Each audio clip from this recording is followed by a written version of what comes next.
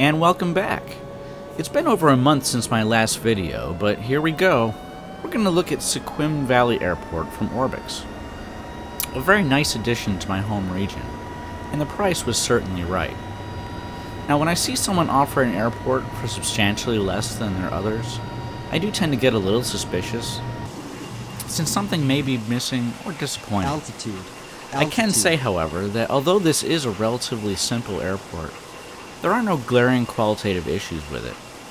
The aerial imagery around the airfield is good. Autogen annotation is good as well. However, I saw more photo houses without autogen on top than I'm used to in rural areas. Not a major issue though. I am at my Western Washington settings, which have building autogen dense. Tree autogen is very dense, and vegetation aspects were well filled out. Now we're going to head into the Olympic Mountains, and off to the right one can look west towards Port Angeles and beyond, and it looks quite nice.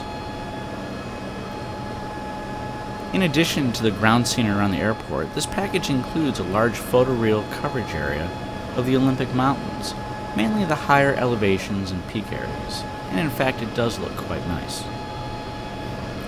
Thankfully, I am in my T6B Texan from Iris, and it has a great climb rate, so I can just head straight into the mountains.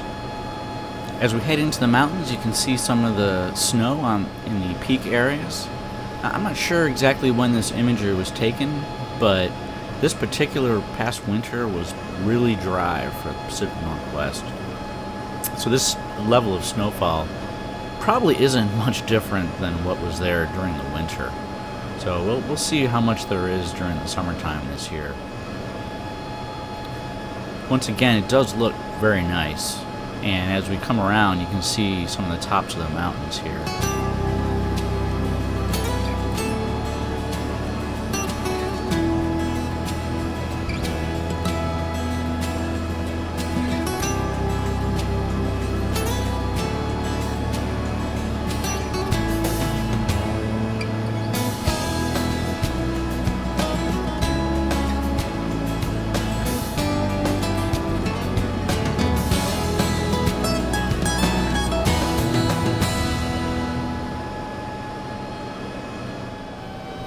Before I departed the Olympics to head back to Sequim, I did notice an area where it seemed a border of the photo coverage was visible. Notice a straight line where the snow stops on the mountaintop, just near the center upper part of the image.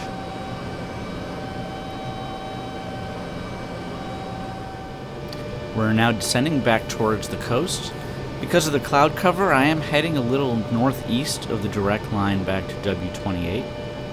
However, this will give me a chance to cruise by Sequim Bay and Dungeness Spit, and get bearings on where Diamond Point is in relation to W28. In my absence, I have made several changes to my setup. EasyDock and Active Sky Next are not being used here, and Opus has replaced both. Frame rates have not been really affected, but smoothness has seen an improvement. And here we are looking back off to the right side, and that's Diamond Point there in the distance. You can see the little island off the coast of it. So not very far away from Diamond Point. And here we are making a little circle over Dungeness Spit. Really highlights one of the strong points of photo scenery, and that's in the sort of the water-land boundary area. Beaches and sand spits and tidal flats always look good using photo imagery. Now I am new to using Opus, so I'm not yet able to take advantage of everything that it has to offer. One issue I did find, however, does impact the T6B Texan specifically. Since Iris put a separate SimObjects folder in the App Data Roaming folder for the Texan 2, Opus doesn't see the camera set for the aircraft, so it must only look in the P3D program folder for SimObjects. Another change is that I'm not using HDR for this video. I found that cloud shadows almost provide a pseudo HDR effect and make HDR somewhat redundant. In order to prevent the Rex Square Sun issue with HDR disabled, I reverted back to the default P3D sun textures and disabled Rex 4 sun effects. The gains with these allow me to run extensive shadows without degrading my system. When I see planes without shadows, I actually think FS9 or something. They're just too important for my personal level of immersion, ever since being exposed to DX10 FSX. One of the challenges with this particular airport is actually finding it. There is no lighting during the day whatsoever, not even a beacon, and I made a lot of turns searching around for it until I got used to spotting the long hangar and got a better handle on its proximity to Dungeness Spit. The first few days I had the airport, weather was much cloudier than what you see here, so visibility added to the challenge as well. Another thing to note about the video, the T6B is relatively heavy on the system for a small aircraft.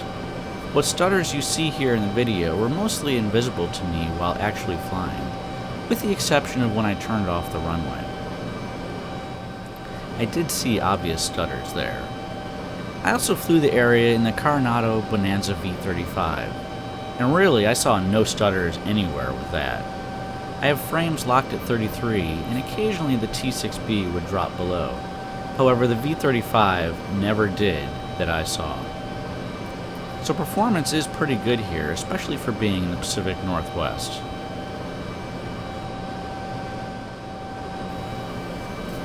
And here we are making some circling turns over the airfield, give a good idea of where it is in location and everything else. You can see Dungeness Spit there off in the distance. And now we're going to be coming around for our final approach.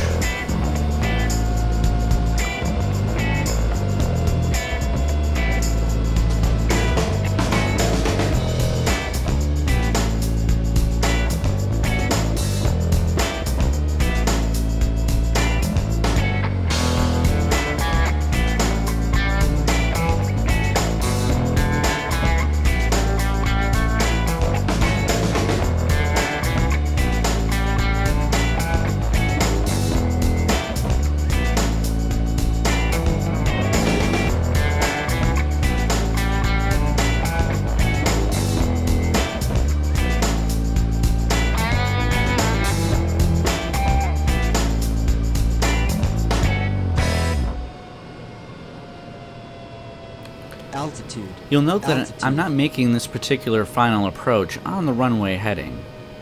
To be honest, I'm scared to death of those trees right on the approach to runway 27. You can see them passing by on the right side right now. It is easier for slower aircraft to come in over them straight in, but the T6 is not a plane that you want to dive onto the runway in. Also, it's only a 40-foot wide runway, so there isn't a huge room for error, especially for a plane whose approach speed is over 100 knots. Here we are turning off the runway. You can see a little bit of stutter there as I turn off the runway at high panning rate. Did it at this particular airfield. And here we're going to come around off the runway and check out some of the buildings and static aircraft and 3D models. Overall, pretty well done, and this is actually a great first effort.